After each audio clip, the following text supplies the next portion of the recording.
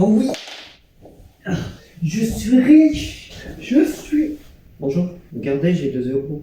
Bienvenue dans cette première vidéo de tour de magie. Vu que c'est la première vidéo, on va commencer facile et on va faire des tours de magie qu'on peut reproduire à l'école. Pourquoi je suis habillé comme ça? Bah à l'école on met des costards et ils nous demandent de nous mettre bien habillés. Donc bien habillé ça veut dire costard. Parce que mal habillé ça veut dire que tu viens en slip à l'école. Bon, il y aura un tour 10 tours de magie. Ça va aller crescendo. Du plus facile au plus dur. Normalement le plus facile vous devez deviner et normalement le plus dur bah vous devriez pas deviner. À moins que vous soyez fort en magie. Et j'espère pas parce que le dernier je l'ai inventé donc j'ai pas envie que vous trouviez la solution. Moi je propose qu'on commence tout de suite par 3 tours de magie avec un stabilo.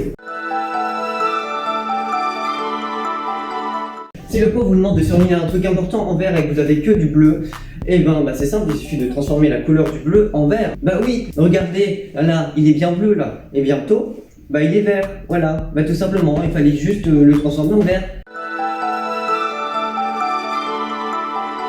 Maintenant, notre stabilo est vert. Sauf que le problème, c'est que si jamais le prof il demande de pas avoir des marques sur les stabilos ou sur les stylos, et c'est simple, il suffit d'effacer la marque, pas avec un effaceur, non, parce que ce serait trop chiant, ça disparaît très très mal, mais avec la main. Le pire, c'est que c'est écrit des 2 côtés. Donc nous, on veut l'effacer des 2 côtés. Regardez, je frotte comme ça, et voilà. Bon, ok, il reste l'autre côté. C'est simple, il suffit de refrotter encore. Regardez. Maintenant, c'est effacé de 2 côtés.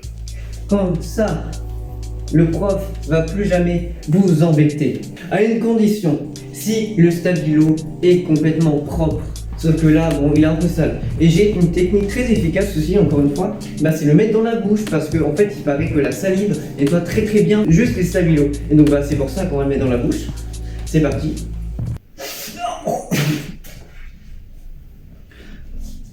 Bon d'accord, en fait il est complètement crade, il est passé par mon nez. Donc on le dégage. Non. Oh là là, au secours, la prof arrive et vous avez une pièce sur la table. C'est simple, il suffit d'avoir un papier pour cacher la pièce. Sauf que moi j'ai une meilleure technique pour aller plus vite. Imaginons que la pièce est sur la table. Vous la prenez comme ça. Une fois que vous l'avez, vous faites comme ça. Ça va pas du tout attirer l'ouïe de la prof parce que en fait c'est une meilleure technique, faites-moi confiance, ça va vraiment aider pour cacher votre argent. Regardez, oh là là, il a complètement disparu. C'était pas dans la main.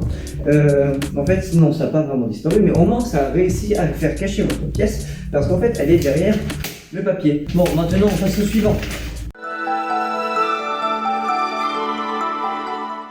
Quand vous trouvez votre contrôle avec un stylo, ça arrive pas souvent mais ça arrive quand même, c'est chiant quoi, c'est chiant, c'est vraiment chiant, votre contrôle a un trou, votre prof va vous enlever 3 points juste pour un trou, mais heureusement, moi j'ai la solution pour faire disparaître le trou. Déjà, vous avez cette feuille là, vous pouvez essayer avec votre contrôle mais bon, c'est pas très cool justement, le but c'est de enlever le trou. Si vous n'avez déjà pas de trou, pas besoin d'essayer de faire un trou, hein. Donc voilà, pour cela, moi je vais prendre cette feuille là, je vais la plier. Et maintenant, je vais faire passer le stylo à travers la feuille. Alors, je la mets là. Non, je le mets là parce que c'est un stylo.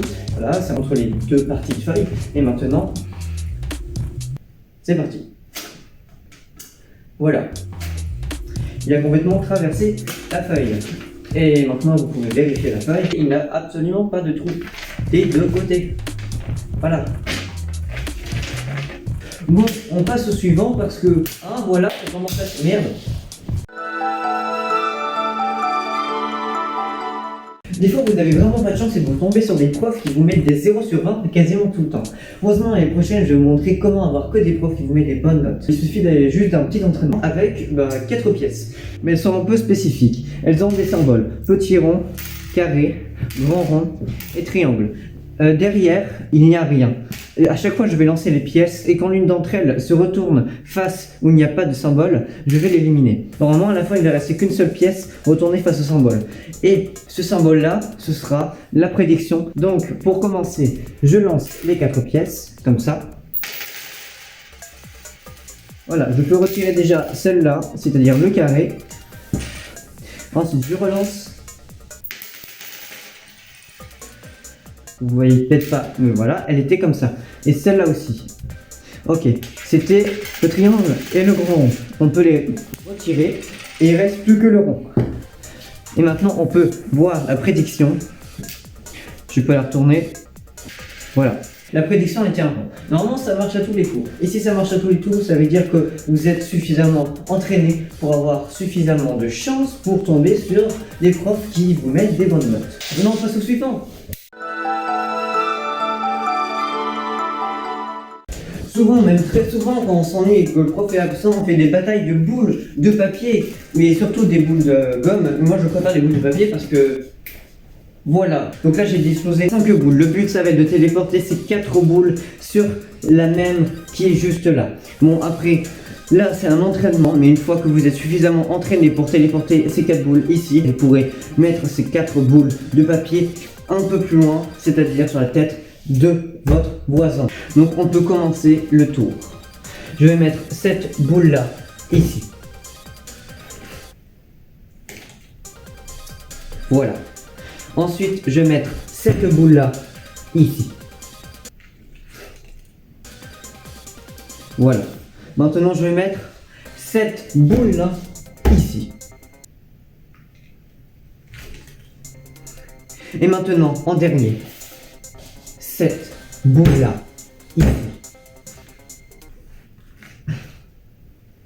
Voilà, j'espère que ce tour va vraiment vous aider pour avoir plein d'heures de colle, parce que en fait lancer des boules de papier sur les autres, vous allez avoir des heures de colle quoi. Donc moi je dis on passe au suivant, c'est-à-dire qu'on va faire un tour de magie pour la cantine. Je vais finir par viser l'objectif.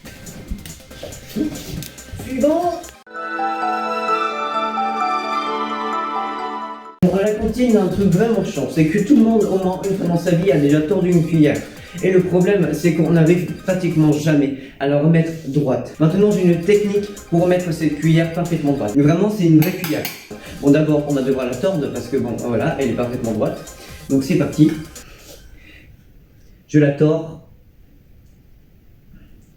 Et maintenant, elle est redevenue totalement droite comme avant. Bon, maintenant que vous savez comment remettre une cuillère parfaitement droite, vous pouvez vous amuser à la tordre rien qu'avec la pensée. Je vous montre, c'est simple, elle est totalement droite là, et bientôt elle sera totalement tordue. Alors, je commence, et voilà, elle est totalement tordue. Si pendant la récré vous avez la flemme d'aller au distributeur pour aller chercher une barre de céréales, j'ai la solution. Il suffit de faire téléporter la pièce pour directement payer. Bon, là j'ai pris une pièce anglaise, j'en ai qu'une seule comme ça pour bien vous montrer que ce sera la même qui va se téléporter. Je vous la montre.